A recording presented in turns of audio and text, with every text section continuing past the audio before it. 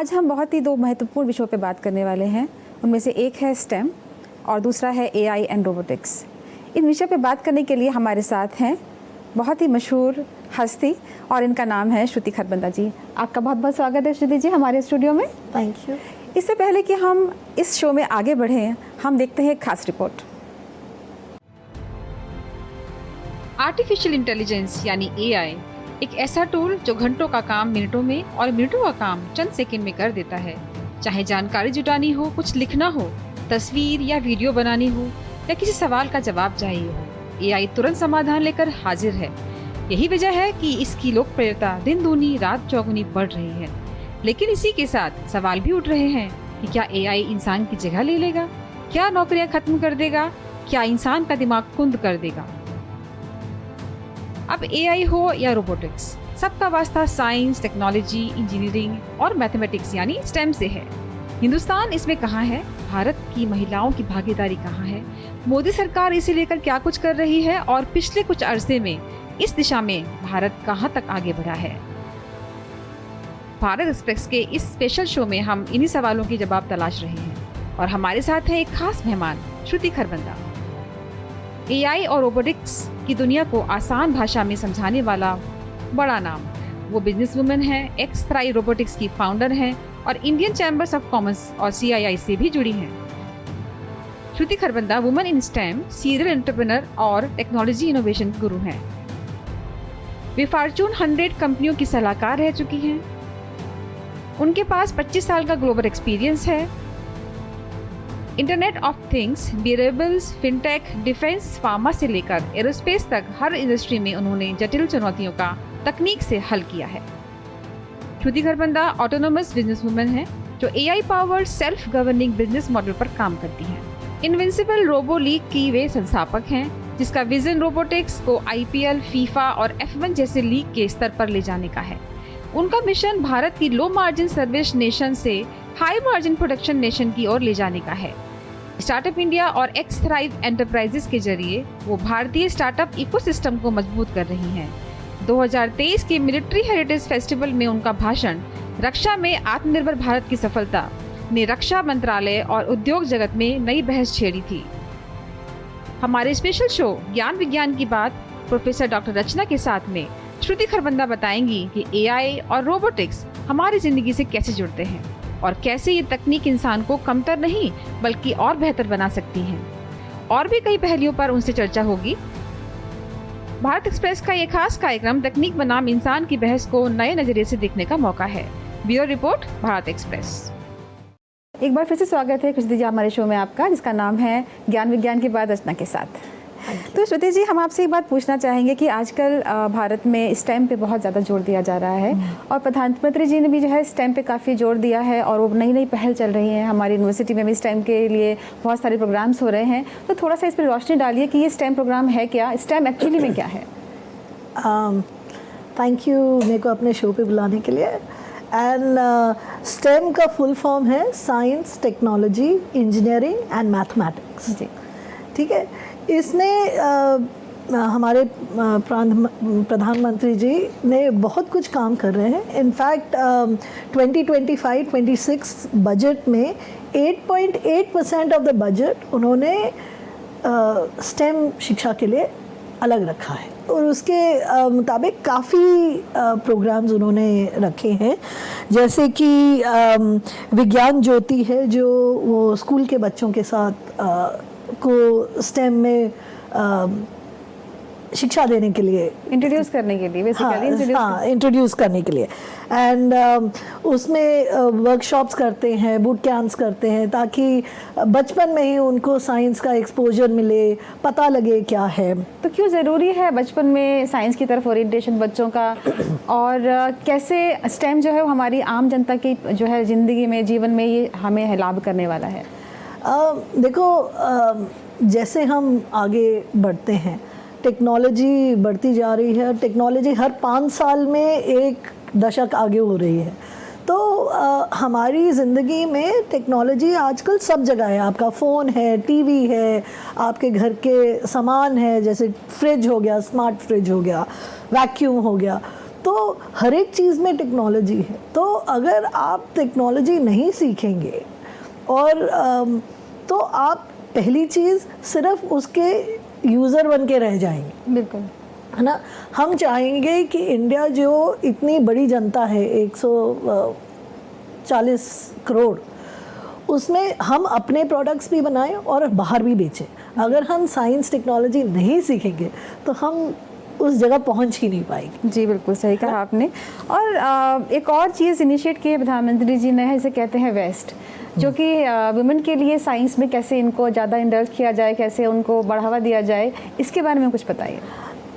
Actually इसके लिए बहुत सारे प्रोग्राम्स बनाए हैं उन्होंने। मैंने विज्ञान ज्योति के बारे में तो आपको अभी बताया। जो न्यू एजुकेशन पॉलिसी है 2020 की, उसके अंदर जो नॉन इंग्लिश रीजनल लैंग्वेज है उसमें साइंस टेक्नोलॉजी पढ़ाई जाए, ताकि जो लोग इंग्लिश नहीं जानते वो भी सीख सके। तो उनके लिए बनाई जा रही है। जैसे अटल टिंकरिंग लैब है जो नीति आयोग चला रहे हैं, उसके दौरान उन्होंने 25,000 से ऊपर रोबोटिक्स लैब पूरी इंडिया में बनाए हैं, ताकि बचपन में लोग रोबोट्स के साथ खेलना बनाना सीख सकें और उसमें इंटरेस्ट ला सकें। फिर एक है प्रगति स्कॉलरशिप प्रोग्राम, जी ठीक है। और फिर एक है वाइस किरण, और इसके बड़े सारे वर्जन हैं इस प्रोग्राम के, जो कि डीएसटी रन करते हैं। उसमें पीएचडी और पोस्ट डॉक्टरेट करने वाले स्टूडेंट्स को फेलोशिप और स्कॉलरशिप भी मिलती है। जो सीनियर साइंटिस्ट्स हैं उनके लिए भी ग्रांट्स हैं। जो आईपीआर, अब जब हम पेटेंट फाइलिंग की बात करते हैं तो सिर्फ नॉर्मल लॉयर तो नहीं कर सकते ना, जो आपकी फील्ड के साइंटिस्ट हैं, जो फील्ड समझते हैं, वही फाइल कर सकते हैं। तो उसके लिए ट्रेनिंग भी देते हैं। और एक गति प्रोग्राम है वो भी उन्होंने चलाया है। श्रुति जी, मैंने आपने स्पेसिफिकली आपसे पूछा कि महिलाओं के लिए जो ये वेस्ट शुरू किया है प्रोग्राम, हाँ, इसमें किस तरह से महिलाओं से पहल कराई जा रही है, कैसे उनको इंट्रोड्यूस किया जा रहा है? वेस्ट तो एक प्रोग्राम हो, एक कुछ ड्रोन दीदी करके प्रोग्राम, हाँ, ड्रोन दीदी अलग प्रोग्राम है जी, ठीक है। वेस्ट अलग प्रोग्राम है। ये वेस्ट के अंडर ही सारे प्रोग्राम्स आते हैं। वेस्ट के अंडर ही आते हैं। तो अब जैसे कई जगहों पे उन्होंने वैसे रिसर्च के लिए 1 लाख करोड़ इस बजट में एलोकेट किया है वुमेन के लिए, R&D के लिए। तो इस तरह से काफ़ी कुछ है। और ड्रोन दीदी प्रोग्राम है वो बहुत ही इंटरेस्टिंग है। तो ड्रोन दीदी प्रोग्राम के अंडर उन्होंने बोला है कि हम जो विलेज के लेडीज़ हैं उनको हम ट्रेनिंग देंगे, उनको फाइनेंशियल असिस्टेंस भी देंगे, ताकि वो ड्रोन से एग्रीकल्चर के लिए काम कर सके और अपना बिजनेस भी खोल सके। जैसे फर्टिलाइज करना या फिर कीटनाशक छिड़कना, हाँ, चीज छिड़कना, जो एग्रीकल्चर रिलेटेड है। तो उससे क्या है, आप अपना काम भी कर सकते हो और आप सर्विस प्रोवाइडर भी हो सकते हो दूसरे फार्मर्स के लिए। श्रुति जी, एक बात बताइए कि साइंस को जनरली हम पुरुषों का क्षेत्र मानते हैं, हाँ, और इससे एक कल्चर है, इसे कहते हैं बॉयज़ क्लब कल्चर। तो आपको क्यों ऐसा है? क्योंकि हमारे अगर इंडिया में देखें तो हमारे पास रॉकेट वुमेन ऑफ इंडिया हैं, रितु करदिल जी हैं। हमारे पास जो हमारा चंद्रयान मिशन था उसमें 100 से अधिक महिलाओं ने जो है वो पार्टिसिपेट किया। और नासा का जो चंद्रयान मिशन था उसमें जो उन्होंने भी उसमें भी कंप्यूटिंग जो की थी, वो महिलाओं ने उसमें अपना मेजर रोल निभाया था, उनका नेतृत्व किया था मार्गरेट हैमिल्टन ने। तो इवन जो हमारा अगर हम नोबेल पुरस्कार की बात करें तो वो भी मैरी क्यूरी ने जो है 1903 में उन्होंने जो है उनको इस इनाम उनको मिला था। मैं भी देख रही हूँ मेरी यूनिवर्सिटी में आजकल साइंस टेक्नोलॉजी में जो है लड़कियों की संख्या बढ़ती चली जा रही है। 12th में अव्वल नंबर लाती हैं, 10th में अव्वल नंबर लाती हैं, प्रतियोगिताएँ क्लियर कर देती हैं। फिर भी आज भी लड़कियां लीडरशिप रोल में क्यों नहीं दिखाई देती? क्यों वो सेकेंडरी एम्प्लॉय बन के रह जाती हैं? ऐसा आपको क्या लगता है कि क्या कहीं ये हमारी प्रतिसत्तात्मक सोच है जो इसको आगे नहीं बढ़ने दे रही है? आपने बिल्कुल ठीक बोला। अगर हम हिस्ट्री देखे जाए तो यहाँ पे स्पेशली मॉडर्न हिस्ट्री में लेडीज़ को इस क्लब में इंक्लूड नहीं किया जाता था। यूनिवर्सिटीज़ में, एकेडेमिया में लेडीज़ को एडमिशन्स नहीं मिलती थी। उनको बोला जाता था कि नहीं, ये आपकी लाइन नहीं है। तो वहाँ से ये कल्चर शुरू होता है। हम अभी इसको ठीक करने की कोशिश कर रहे हैं, लेकिन टाइम लगेगा, क्योंकि इसके बहुत सारे रीज़न हैं। एक तो हिस्ट्री से बोला जाता है कि नहीं है, दूसरा हमारे पास रोल मॉडल्स थोड़े कम हैं। रोल मॉडल्स ऐसा नहीं है, बट उनको जिस तरह से मीडिया में और मूवीज़ में हाईलाइट किया जाता है वो कम किया जाता है। जी, है ना? जी जी। अब आप हम जैसे आइंस्टाइन की बात करते हैं, सब आइंस्टाइन की बात करते हैं। हाँ हाँ। बहुत लोग ये नहीं जानते या कम जानते हैं जो आइंस्टाइन की फर्स्ट वाइफ थी, मेलोविक मैरिक। जी। शी वो सर्बियन फिजिसिस्ट और मैथमेटिशियन थी। एंड आइंस्टाइन के पहले आधे करियर में जी, आधे से ज़्यादा काम, रिसर्च का काम आइंस्टाइन के लिए उन्होंने किया था, लेकिन उन्हें क्रेडिट नहीं मिला। बिल्कुल। ठीक है। और हम ये लैक ऑफ रिप्रेजेंटेशन हम और भी देखते हैं, हम बचपन से देखते हैं। बिल्कुल। ठीक है। आप बचपन में किसी बच्चे के लिए टॉय खरीदते हो, खिलौना खरीदते हो। आप लड़के के लिए खरीदोगे तो आप उसके लिए बंदूक, ट्रक खरीदोगे। लड़की के लिए खरीदोगे, आप गुड़िया खरीदोगे, घर के किचन का सामान खरीदोगे। तो आप बचपन से ही लड़की को बोल रहे हो कि वो आपका काम नहीं है जी। और लड़के को पहले से ही बोल रहे हो। तो वो धीरे धीरे कहीं जाके दिमाग में वो बैठ जाता है, और दोनों के दिमाग में बैठ जाता है, लड़कियों के दिमाग में बैठ जाता है और लड़कों के भी। तो इसलिए जहाँ पे लड़कियाँ हम जो कर रहे हैं, हम बहुत लोग कर रहे हैं, वो कहीं जाके मिसफिट फील करती हैं उस एनवायरनमेंट में। और दूसरा क्या है, बॉयज़ क्लब का कल्चर भी है। उसमें एक मैंने खुद अपने करियर में देखा है, जिसमें बोलते हैं कि फैमिली वर्सेस करियर। तो एक लड़की आती है, उसकी नई शादी हुई है, वो बोलते ओहो ये तो प्रेग्नेंट हो जाएगी, छुट्टी पे चली जाएगी। हाँ। एक लड़का आता है, नई शादी करके आता है, तो बोलते बहुत मेहनत करेगा, इसको कमाना है। आप देख रहे हो? तो वो जहन में जो लोगों की चीज़ें बैठी हुई हैं, वो थोड़ा सा अगर हम चेंज करें, और एक्चुअली कोविड के बाद ये चीज़ें चेंज हो भी रही हैं, क्योंकि जो वर्क फ्रॉम होम कल्चर है और जो वुमेन को वापस लाने का कल्चर है, अब वो बढ़ रहा है। अब लोग कहते हैं कि यार अगर घर से ही काम करना है, जो लेडी प्रेग्नेंट है वो भी कर सकती है, जिसके छोटे बच्चे हैं वो भी कर सकती है, तो फिर क्यों ना करें। लेकिन उसमें मुझे लगता है कि ये लेडी पे और ट्रिपल लोड बढ़ जाता है कि वो जब घर पे रहती है तो उससे एक्सपेक्टेशंस होती है कि बच्चों का वो बस्ता भी देख ले और पति को टिफ़िन भी दे दे। तो ये भी है। एक बात और है इसमें कि जैसे लेडी की भी आदत पड़ जाती है कि वो अपना क्रेडिट किसी को लेने देती है। हाँ। तो ये भी आदत पड़ जाती है। और कई बार जो महिलाएं होती हैं वो अपना, जब उनको एडमिनिस्ट्रेशन रोल दिए जाते हैं तो वो विलिंगली छोड़ देती हैं। हाँ। कि मैं तो मैनेज नहीं कर पाऊंगी घर के साथ में। तो मुझे लगता है कि क्योंकि ऐसा है ना, हमने सबको आदत डाली हुई है कि घर का काम तो लेडीज़ ही करेंगी। जी। हम क्यों नहीं सिखाते कि लड़के भी उठ के खाना बनाएं, बर्तन धोए, कपड़े धोएं। जी। वो लेडीज़ का काम ही है, बच्चे संभालें। ठीक है। वेयरएज़ वेस्ट में मैंने जितना देखा है ये कल्चर थोड़ा कम है। थोड़ा कम। जब बच्चे होते हैं तो फादर भी बोलते हैं अरे मेरा बेटा हुआ है, रात को जब उठना होगा तो डायपर मैं चेंज करूँगा, दिन में तो वो करती है। जी जी। ठीक है। मैंने देखा है ये चेंज कल्चर में, जैसे जो मेरे जूनियर्स हैं या मेरे क्लासमेट्स हैं जिनको अभी 20-25 साल हो गए इंडिया छोड़े हुए, तो वहाँ जाकर वो लोग अपनी जो है वाइफ का जरूर हाथ बटाते, ये भी शब्द गलत है, मैंने कहूँगी कि हाथ बटाते हैं, ये उनकी भी इक्वल रिस्पॉन्सिबिलिटी है। तो वहाँ पे वो लोग घर में काम करते हैं। तो ये कल्चर धीरे धीरे चेंज हो रहा है। लेकिन एक और इसका ड्रॉबैक मैंने देखा कि आज के ज़माने में जब आदमी को लगता है कि मुझे संभालना पड़ेगा बच्चे को, तो आजकल लोग बच्चे ही नहीं करते हैं।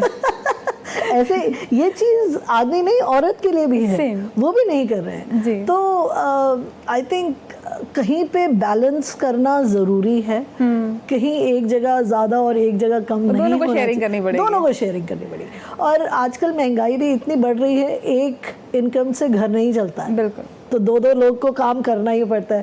तो जैसे जेंट्स थक जाते हैं वैसे लेडीज़ भी थक जाती बिल्कुल, है। बिल्कुल। तो जी, आइए आते हैं अपने अब दूसरे हॉट टॉपिक पे, जो है हाँ जी। एआई और रोबोटिक्स। हाँ जी। तो हमें ये बताइए कि एआई और जो कंप्यूटर प्रोग्रामिंग है, ये दोनों अलग कैसे हैं? क्या सेम हैं, क्या अलग हैं?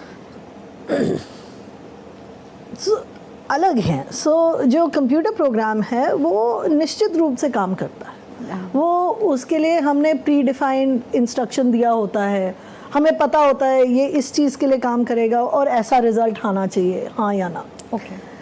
एआई थोड़ा सा अलग है, क्योंकि एआई हम इंसानों की तरह सीख सकता है, डिसीजन ले सकता है, और इवॉल्व करता है। बिल्कुल। वो पैटर्न रिकग्नाइज कर सकता है। तो इसलिए एआई थोड़ा सा अलग है, लेकिन इसलिए लोगों को कई बार कंफ्यूजन भी होता है कि एआई क्या है।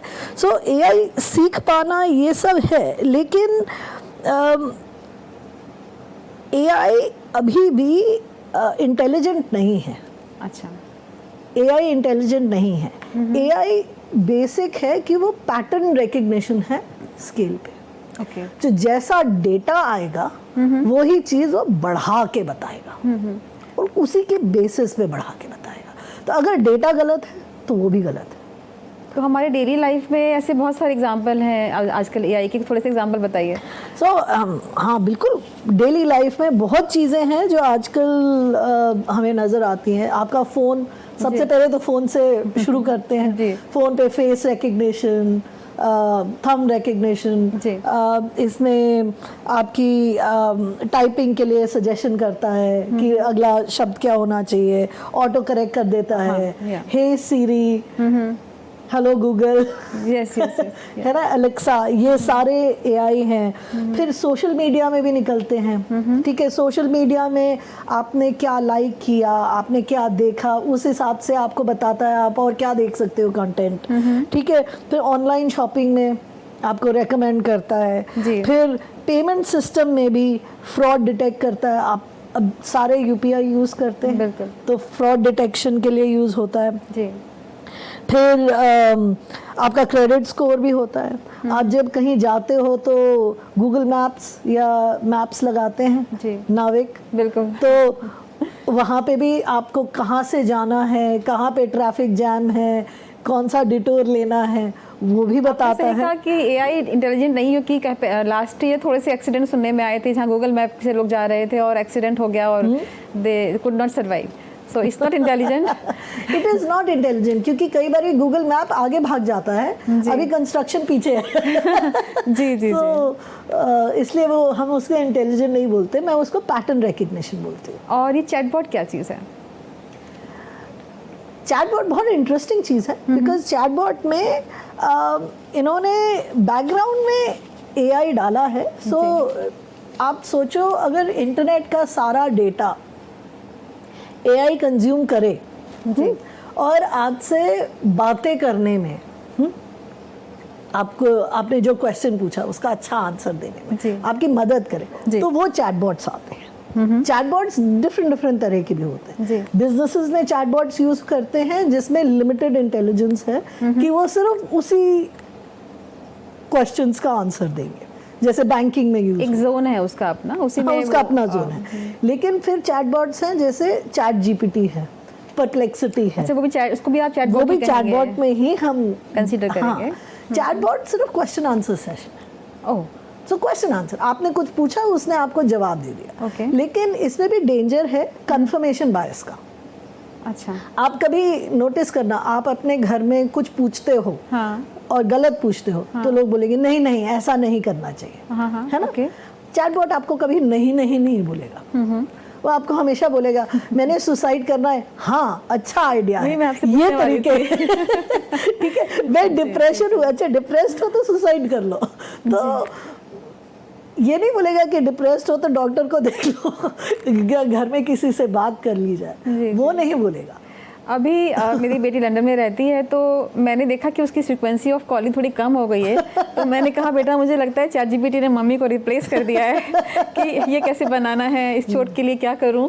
अब वो क्वेश्चन मुझसे कम पूछ रही है इस चीज़ में। वैसे देखो, एआई का असली काम, आपका काम जल्दी हो, आसान हो, सही हो और कम मेहनत हो, इसके लिए यूज़ होता है। जी, ठीक है।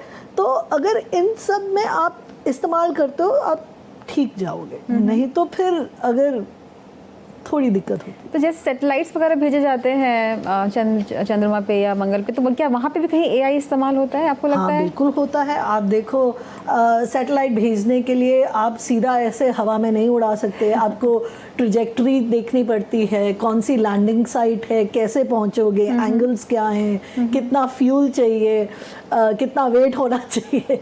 इतने सारे पैरामीटर्स होते हैं। तो मैनुअली भी हम कर सकते हैं, ऐसा नहीं है कि नहीं करते हैं, बट मैनुअली करने में उसको देरी लगेगी। ठीक है। तो एआई हमारा काम जल्दी कर देता है। अगर हम उसको बोले कि अगर ऐसा होगा तो आप ये कैलकुलेट कर देता है, वो जल्दी काम कर देता है। जी बिल्कुल बिल्कुल।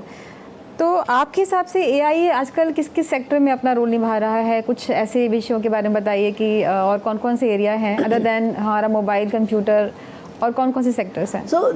थोड़े से सेक्टर्स हैं जहाँ पे एआई बहुत काम कर रहा है। जैसे हेल्थ केयर सेक्टर है, वहाँ पे जीनोम, जो हमारी जीन्स हैं उसको डिसाइफर करने में, एनालाइज करने में, डिकोड करने में, और बीमारियों को आइडेंटिफाई करने में। फिर भी मैं यही बोलूँगी, वो आइडेंटिफाई करने में उसके आगे नहीं काम कर पाता।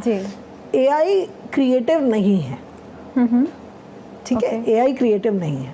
एआई क्या है, आपको चीज़ें रेकमेंड कर सकता है, लेकिन फाइनली आपको ये देखना है कि उसने ठीक बोला है या गलत बोला। मैं आपको एक एग्जांपल देती हूँ, ये बहुत सिंपल एग्जांपल। मैं चैट जीपीटी पे जाके मैंने पूछा श्रुति खरबंदा के बारे में बताओ। तो आपको पता होना चाहिए कुलभूषण खरबंदा की बिटिया का नाम भी श्रुति खरबंदा है। वो एक्ट्रेस है। तो मुझे कहते हैं आप एक्ट्रेस हो और आप रोबोटिक्स एंड एआई में भी हो, तो दोनों का खिचड़ी बना के मेरे बारे में बता दिया। मैंने कहा नहीं, ये गलत है। तो वो आइडेंटिफिकेशन नहीं होता है। तो एनीवे, हेल्थ केयर में है, बैंकिंग में बहुत यूज़ होता है, specially fraud detection and credit scores में, क्योंकि इंडिया जुगाड़ की कंट्री है ना। तो जहाँ पे फ्रॉड हो सकता है लोग करने की कोशिश करते हैं। तो वो अर्ली डिटेक्शन साइन और पकड़ पाना और लोगों का नुकसान ना होना, वो बहुत काम करता है। अभी बहुत सारे डिजिटल अरेस्ट के भी केसेस हुए हैं। वो क्योंकि लोगों ने एआई का और टेक्नोलॉजी का दुरुपयोग किया। जी, ठीक है। डिजिटल अरेस्ट इसलिए नहीं हुए क्योंकि वो एक्चुअली अरेस्टेड थे, वो इसलिए थे क्योंकि इन लोगों ने आपको बोला अरे आप अरेस्टेड हो। एंड क्योंकि इतनी टेक्नोलॉजी फैली हुई है, आपने कहा शायद अब पुलिस भी ऐसे ही कर रही है, ऐसा होता होगा। तो मैं कहूँगी कभी भी ऐसा फ्रॉड सिचुएशन में आ रहे हो तो एक बारी सोच लो, वेरीफाई कर लो, उसके बाद कुछ काम करो, है ना। तो आजकल जो ये भ्रम फैला हुआ है, भ्रम है या सच है पता नहीं, कि एआई जो है वो नौकरियां छीनने वाला है, इस बारे में आप मुझे कुछ बताइए कि क्या सच में एआई नौकरी छीनने वाला है? क्या इससे डरने की ज़रूरत है सबको? आंसर है, मैं अगर आपको सिंपल आंसर दूंगी तो हाँ, एआई थोड़ी सी नौकरियां छीनेगा, लेकिन एआई नौकरियां नहीं छीनेगा। ये दोनों कॉन्ट्रडिक्टरी आंसर है। तो इसलिए क्योंकि जो रेपिटेटिव काम है वो एआई से रिप्लेस होगा, लेकिन जो इंसान से इंसान का इंटरेक्शन का काम है वो कभी भी एआई से रिप्लेस नहीं हो सकता। एंड हर एक कंपनी में, हर एक लेवल पे एक परसेंटेज ऑफ काम होता है जो रेपिटेटिव होता है, और एक परसेंटेज ऑफ काम होता है जो आप इंसानों से के साथ काम करते हो। तो दोनों परसेंटेज में, लेकिन ये एक बात है। तो आंसर थोड़ा सा है पार्शियली यस। फिर आता है जो लो स्किल्ड जॉब्स होती हैं। जी, जहाँ सारा ही रेपिटेटिव काम है, तो यस वहाँ खतरा है। बट मैं बोलूँगी खतरा है क्योंकि टेक्नोलॉजी बेहतर होती जा रही है, तो थोड़ा सा आपको AI टूल्स यूज़ करना सीखना पड़ेगा ताकि रेलेवेंस हो, अपस्किलिंग हो। तो तरीके हैं कि आप अपनी जॉब से ना निकाले जाएं, क्योंकि हिस्ट्री बताती है जब भी कोई नई टेक्नोलॉजी आती है, जॉब्स जाती हैं तो और तरह की जॉब्स भी बनाई जाती हैं। अब जैसे AI सुपरवाइज़र चाहिए, हमें AI एथिक्स के लिए लोग चाहिए, हमें AI के लिए डेटा नोटेशन के लिए लोग चाहिए, तो वो तो आएगा ही आएगा जी। सो जाएंगी लेकिन आएंगी भी। और इंटरनेशनल सेंसस ये है कि अगर 10 लाख जॉब जाएंगी तो 1 करोड़ बन भी जाएंगी नई जॉब्स भी क्रिएट। हाँ, लेकिन जो लोग अनस्किल्ड हैं, जो बहुत ही लो लेवल पर हैं, आई थिंक उनको थोड़ा सा खतरा है। और आजकल जो नई जनरेशन है उसको भी अपना जो करियर का, जो जॉब का जो ऑप्शन है वो सोच कर आजकल चुनना चाहिए। किसी एक चीज़ पे स्टिक नहीं होना चाहिए कि हम यही मेरा काम है, ताकि उसकी जॉब जो है खतरे में ना पड़े। आपकी बात बिल्कुल ठीक है। तो इसके लिए मैं बोलूँगी कि देखो, AI सीखना मुश्किल नहीं है। AI के लिए आपको टेक्नोलॉजी सीखना ज़रूरी नहीं है, ठीक है। आजकल AI अगर टूल्स यूज़ करते हो, आजकल तो बहुत टूल्स बन गए हैं। AI टूल्स यूज़ करने के लिए टेक्नोलॉजी सीखना ज़रूरी नहीं। आपको सिर्फ उसको प्रॉम्प्ट कैसे देना है, उससे कैसे काम करवाना है, ये आना चाहिए, जो कि सिंपल लैंग्वेज में हो जाता है। वेरेज अगर आपको AI टूल बनाना है तो आपको टेक्नोलॉजी। तो मैं दोनों चीज़ों को मैं अलग रखती हूँ। और मैं कहती हूँ जो अनस्किल्ड लोग हैं, जो नहीं कर सकते, आजकल बड़े सारे शॉर्ट कोर्सेज आ रहे हैं जिससे आप AI, कौन सा AI टूल यूज़ करना चाहिए किस काम के लिए, एक ये आपको बताते हैं, और दूसरा कि किस तरह से सही प्रॉम्प्ट दिया जाए ताकि AI आपका काम अच्छा और जल्दी कर दे, ये होना चाहिए। तो ये अगर आप छोटे छोटे कोर्सेज करके सीख लोगे तो आपकी जॉब रेलेवेंट रहेगी हमेशा। जी, आपसे बात करते हुए आपने एक बात कही कि AI एक न्यूक्लियर बॉम्ब जैसा है, तो आपने ऐसा क्यों कहा? आप इस बारे में बताइए थोड़ा सा। AI बहुत ही पावरफुल टेक्नोलॉजी है, क्योंकि जिस लेवल पे वो डेटा एनालाइज कर सकती है हम सोच भी नहीं सकते हैं, जी, है ना।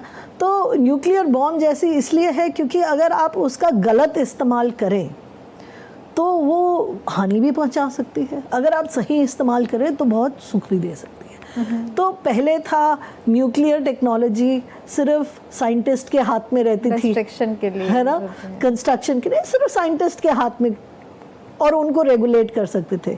अब AI क्या है, सबके पास है, टूल्स सभी यूज कर सकते हैं, तो आप कैसे यूज करोगे उसमें बहुत डिपेंड करता है। तो इसलिए मैं उसे न्यूक्लियर टेक्नोलॉजी कहती हूँ, क्योंकि वो सही और गलत दोनों जगह के लिए यूज़ हो सकता है।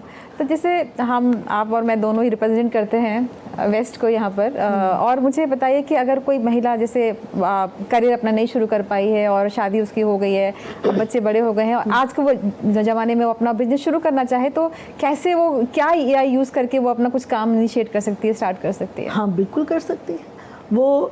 देखो, AI के बड़े सारे टूल्स आते हैं। पहले तो किसी भी काम शुरू करने के लिए आपको आइडिया होना चाहिए कि आप किस चीज़ का काम शुरू शायद आइडिया भी हमारा ChatGPT दे सकता है ऑप्शन दे सकता है, लेकिन इंटरेस्ट पे होता है कि आपको साइंस से रिलेटेड ऑप्शन चाहिए, आपको खाने वाने का ऑप्शन चाहिए, आपको क्रिएटिव इंडस्ट्री में ऑप्शन चाहिए। फिर उसके बाद आप आजकल इनफैक्ट एक इंडियन टूल है rava.ai, rava.ai, बहुत ही बढ़िया टूल है, इंडियन बनाया है, इंडियन ने बनाया है। आप उसमें प्रॉम्प्ट्स देकर अपना पूरा बिजनेस केस बना सकते हो, आप पूरी मार्केट रिसर्च भी कर सकते हो, आप सब कुछ कर सकते हो जो आपको बिजनेस करने के लिए चाहिए। आप सोशल मीडिया भी हैंडल कर सकते हो, बहुत कुछ कर सकते हो आप उससे। तो ऐसे, ये तो एक टूल बताया मैंने आपको, और भी बड़े सारे टूल्स हैं जो आपको डिफरेंट चीज़ें करने में मदद कर सकते हैं। तो पैसा डालने से पहले आप इन टूल्स को यूज़ करके देख लीजिए कि जो आप बिजनेस करने के सोच रहे हैं उसमें कितनी दिक्कत आएगी, कितना कंपटीशन है, Okay. और आप अपना यूनिक प्रोपोजिशन कैसे बना सकते हो। जी ठीक है, जी। जब वो होगा तो फिर आपका बिजनेस फेल नहीं होगा। होपफुली आप ऐसी कोई और वेबसाइट के नाम हमें बाद में बताइएगा, हम अपने ज़रूर। दर्शकों से शेयर करेंगे बाद हम में, ज़रूर ताकि वो उसको इस्तेमाल कर सकें। एक टर्म है AI power robotics and cloud computing and swamp robots. हाँ, और इसका कैसे मास वर्क में इस्तेमाल किया जा रहा है, ये आप थोड़ा बताइए। सो AI powered robotics, swamp robotics. Swamp robotics बहुत ही इंटरेस्टिंग चीज़ है। उसमें क्या है, अगर आप सोचो यहाँ पे एक की जगह 10 रोबोट हैं, 10 रोबोट आपस में उनको घर बनाना है, लेट्स से घर बनाना है। कौन ईंट लेकर आ रहा है, कौन सीमेंट डाल रहा है, कौन रख रहा है, तो वो आपस में कोऑर्डिनेट करके डिसाइड करते हैं हमें ये काम करना है, तो आपस में मिल के कैसे किया जाए। तो वो स्वैम्प रोबोटिक्स है। और उसके बड़े सारे यूजेजेस हैं। हेल्थ केयर में यूजेज है। इनफैक्ट मैंने एक रिसर्च पेपर पढ़ा था जिसमें उन्होंने स्वैम्प रोबोटिक्स इंजेक्ट करके ऑपरेशन रोबोटिक्स से करवाया, और सो दैट आपको कोई भी की होल सर्जरी भी ना करना पड़े। सो बड़े सारे हेल्थ केयर में हैं, डिफेंस में तो बहुत ही यूजेज है, एग्रीकल्चर में भी यूजेज है।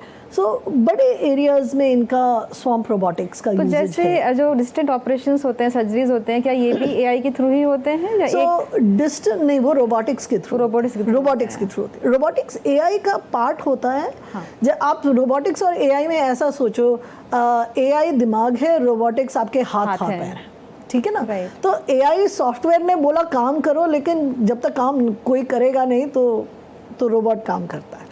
तो जब डिस्टेंस रोबोटिक्स और AI जो रोबोटिक सर्जरीज हो रही हैं, उसमें 2 तरह की हो रही हैं। एक है जिसमें डॉक्टर दूर से कंट्रोल करता है, अपने हाथों को चलाता है, हाथों से, वो उसको हैप्टिक कंट्रोलर कहते हैं।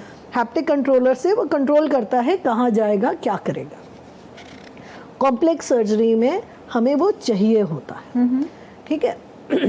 वेरेज जो स्टैंडर्ड सर्जरीज होती हैं उसमें रोबोट्स को बोल देते हैं ऐसे कर लो वैसे कर लो, तो वो कर सकते हैं। लेकिन आज भी आप किसी डॉक्टर से बात करिए तो वो यही बोलेंगे कि हम जब तक किसी के ऑर्गन या किसी को हाथ ना लगाए ना, हमें पूरा पता नहीं लगता कि क्या प्रॉब्लम है। ठीक है, तो हाँ बहुत सारा कुछ कर सकते हैं, लेकिन कई चीज़ें बिना डॉक्टर के हाथ लगाए नहीं हो सकती। वहाँ पे फ़ायदा है, जैसे मान लीजिए कोई डॉक्टर US में है और इंडिया में सर्जरी होनी है, डॉक्टर नहीं आ सकता है, टाइम हमारे पास कम है, हाँ। या प्रिसीजन सर्जरी करनी है, तो वहाँ पे डेफिनेटली तो प्रिसीजन सर्जरी में तो और भी बढ़िया है ना, क्योंकि आप ज़्यादा काट पीट नहीं रहे हो और रोबोट के थ्रू कर रहे हो, तो उसका फ़ायदा भी है, लेकिन कंट्रोल हमेशा डॉक्टर के हाथ में। जी जी जी। अच्छा, हमने अभी बहुत बार ये बात डिस्कस करी कि हम प्रॉम्प्ट दे देंगे, हम कमांड दे देंगे, हमारे पास चीज़ें कम समय में हो जाएंगी। हाँ। और आपको क्या लगता है कि अगर हम ChatGPT से, चैटबॉट से अगर हम बात करते हैं और हमें सॉल्यूशंस बहुत जल्दी जल्दी मिल जाते हैं, तो क्या हमारा ब्रेन थोड़ा कम काम करना शुरू कर देगा? क्या हमें जो है एमनीसिया हो जाएगा, हम लोग मेमोरी लॉस कर देंगे, ऐसा कुछ खतरा है क्या हमारे लिए? मैं हाँ और ना दोनों में जवाब दूँ। हाँ, बिकॉज क्या होता है, जब आपको कोई भी चीज़ रेडीमेड मिल जाती है तो लोग सोचना बंद कर देते हैं। कई लोग होते हैं वो सोचना बंद कर देते हैं कि उसने बोला तो मैंने कर लिया, दिमाग नहीं यूज़ करते हैं। कई लोग होते हैं जो AI को सिर्फ टूल्स की तरह यूज़ करते हैं। वो कहते हैं जवाब दिया, ठीक दिया कि नहीं दिया। आप AI में एक बहुत बड़ी प्रॉब्लम है कि वो हेल्यूसिनेट कर सकता है, वो मिस इन्फॉर्मेशन भी क्रिएट कर सकता है। तो अगर आप लकीर के फ़कीर, उसने बोला हमने कर दिया, तो हाँ आप उस डेंजर में जा सकते हैं। लेकिन मेरा रिकमेंडेशन यही होगा कि आप उसको इन्फॉर्मेशन सेशन की तरह यूज़ करो, कि मेरे को आप जवाब दे दो, मैं देखूंगी कि उसका इस्तेमाल करना है तो कैसे करना। मेरा इस पे ओपिनियन एक ये है, बीइंग अ टीचर है, कि आजकल हम बच्चों को रिपोर्ट वगैरह लिखने को देते हैं तो बच्चे क्या है कि चैट जीपीटी से अपना बनवा के ले आते हैं। और इवन जैसे मेरा बेटा है अभी 13 साल का है, तो वो भी यूज़ करता है एआई, और मैं पूरी कोशिश ये करती हूँ कि वो पहले अपना दिमाग चलाए। तो हमारे जैसे लोग जो इतने बड़े हो गए, जिनका दिमाग मैच्योर है, ब्रेन मैच्योर है, तो वो लोग एआई को यूज़ करते हैं, और बच्चों ने खुद को रिप्लेस कर दिया एआई से। वो सोचते नहीं हैं और वो सिर्फ उसको यूज़ करके अपना काम बनाने में लगे हुए हैं। तो वहाँ मुझे लगता है कि कहीं ना कहीं उनकी इंटेलिजेंस पे इसका फ़र्क पड़ेगा। मैं मानती हूँ। मैंने बोला आपको, अगर आप लकीर के फ़कीर बनोगे तो आपका दिमाग कम चलेगा। बच्चों के केस में मैं स्पेशली आपको रेड वार्निंग दूंगी जी, क्योंकि सब टूल्स बच्चों के लिए फिट नहीं है जी, ठीक है। जैसे आपकी पिक्चरें आती हैं, आप हर तरह की पिक्चरें बच्चों को नहीं दिखाते हो, ठीक है। वैसे ही सब टूल्स बच्चों के लिए नहीं हैं, एआई टूल्स नहीं हैं, और हर एक टूल का एक स्पेसिफिक यूज़ है, ठीक है। अगर आप उस यूज़ के दायरे से बाहर जाओगे तो आपको हमेशा गलत चीज़ें मिलेंगी, आपको हमेशा ऐसी चीज़ें देखोगे जिससे देखकर डर लगता है। स्पेशली बच्चों के केस में हम टीवी भी चलाते हैं तो हम बोलते हैं कि कार्टून्स वगैरह देखी जाएं, तो वैसे ही जब टूल्स देते हैं तो हमारे को बच्चों को वो एआई टूल्स देने चाहिए जो बच्चों को सीखने में मदद करे, रादर देन उनको रेडीमेड जवाब दे दे, ठीक है। जो सीखने में उनको प्रॉम्प्ट करे कि ये भी देख लो, वो भी देख लो, वो भी देख लो। हाँ। तो ऐसे टूल आइडेंटिफाई करने पड़ेंगे। ऐसे टूल्स बन रहे हैं एक्चुअली। देखो एजुकेशन में मैं फिर बोलती हूँ बहुत टूल्स बन रहे हैं। हमारे को आइडेंटिफाई करना कौन सा सही टूल है, किस चीज़ के लिए सही टूल है, ये जानना बहुत ज़रूरी है। हर एक चीज़ चैट जीपीटी और परप्लेक्सिटी से नहीं हो सकती। जी, बिल्कुल सही कहा आपने। अभी आपने डिस्कस करी, एक बात बताया कि जो एआई टूल्स हैं ये पैटर्न रिकॉग्नाइज करते हैं, और अगर कोई बच्चा पूछता है कि मैं बहुत डिप्रेस्ड हूँ तो वो सुसाइड करने के लिए भी कह देगा और तरीके बता देगा, और ऐसा एक्चुअली में केस हुआ है। हाँ। और ये बहुत ही खतरनाक है सुनने में। तो इस पे हम किस तरह के रेगुलेशन इस पे लागू कर सकते हैं कि इस तरह के केसेस फिर से भविष्य में ना हो? तो हम यूजुअली मैं रेकमेंड करती हूँ ह्यूमन इन द मिडल। हमारे को बच्चों को अपनी इंटेलिजेंस और human in the middle use करने का थोड़ा सा एजुकेट करना पड़ेगा, उनको शिक्षा देनी पड़ेगी कि आप एआई, जैसे मैंने बोला, एआई कंफर्मेशन बायस है। जो आप बोलोगे वो हाँ बोलेगा, वो आपको ना कभी नहीं बोलेगा। ओके, ठीक है। अगर वो हाँ ही बोलता है तो आप अगर डाउनवर्ड स्पाइरल में हो तो वो नीचे ही जाएगा ना। तो अगर आप डिप्रेस्ड हो तो आप चैट जीपीटी से नहीं पूछ सकते हो। आपको ऐसे एआई से पूछना है जो health care and mental health के लिए बना है, जो ये चीज़ें आइडेंटिफाई कर सके कि नहीं आप तो डिप्रेस्ड हो, मेरे को किसी को बताना पड़ेगा, या आप अपने पेरेंट्स से बात करो, या आप डॉक्टर से बात करिए। तो वही बात थी ना कि आज के ज़माने में बच्चे काफ़ी लोनली हैं, या तो बच्चे नहीं हैं या तो एक है, माँ बाप दोनों काम पे जाते हैं, तो बच्चों के पास बहुत ही खालीपन है, और ऐसे में ऐसा बहुत चांसेस है कि वो इस तरह से। तो बेस्ट चीज़ है कि आप बच्चों के लायक जो एआई टूल्स बने हैं वो ही उन्हीं का एक्सेस दिया करिए बच्चों को। हर एक चीज़ का एक्सेस देना अच्छी बात नहीं। इसी संदर्भ में एक और कैलिफोर्निया से न्यूज़ आई थी कि रोबोट ने सुसाइड कर ली थी। तो आपको क्या लगता है कि ये मतलब ऐसा भी हो सकता है कि एआई के इन्फ्लुएंस में एक रोबोट भी सुसाइड कर सकता है? ये एक्चुअली साउथ कोरिया से न्यूज़ आई थी जी। और ये क्लीनिंग रोबोट था जो सीढ़ी के पास काम कर रहा था एंड वो गिर गया था। तो जब वो गिर गया तो लोगों ने बोला रोबोट ने सुसाइड कर लिया। Okay, it was not in reality वो गिरने से पहले उसने थोड़े से चक्कर लगाए, जिसका मतलब है या मैकेनिकल फेलियर था, या सॉफ्टवेयर बग था, या कोई सेंसर गड़बड़ था, जिस वजह से उसने गलत आइडेंटिफाई करके सीढ़ी के नीचे चला गया। तो it was not a real it was not a real suicide. अच्छा, तो इस संदर्भ में बताइए मुझे कि जैसे ऐसा कोई किस्सा होता है, ऐसा कोई हादसा होता है जहाँ किसी सुसाइड कर ली है ChatGPT से बात करते हुए, ऐसे में कौन जिम्मेदार होगा? AI जिम्मेदार होगा, उसका इन्वेंटर जिम्मेदार होगा, वो एक कोई रोबोट जिम्मेदार होगा, किसको जिम्मेदारी दी जाएगी इस बारे में? ये बहुत ही बड़ा क्वेश्चन है जो सब लोग पूछ रहे हैं। ओके, इनफैक्ट अभी रिसेंटली हम एक लीगल फोरम में ये डिस्कस भी कर रहे थे। अच्छा, एंड गवर्नमेंट ऑफ इंडिया भी इस पे बहुत गौर दे रही है। एक रिस्पॉन्सिबिलिटी अकाउंटेबिलिटी मैट्रिक्स बन रहा है।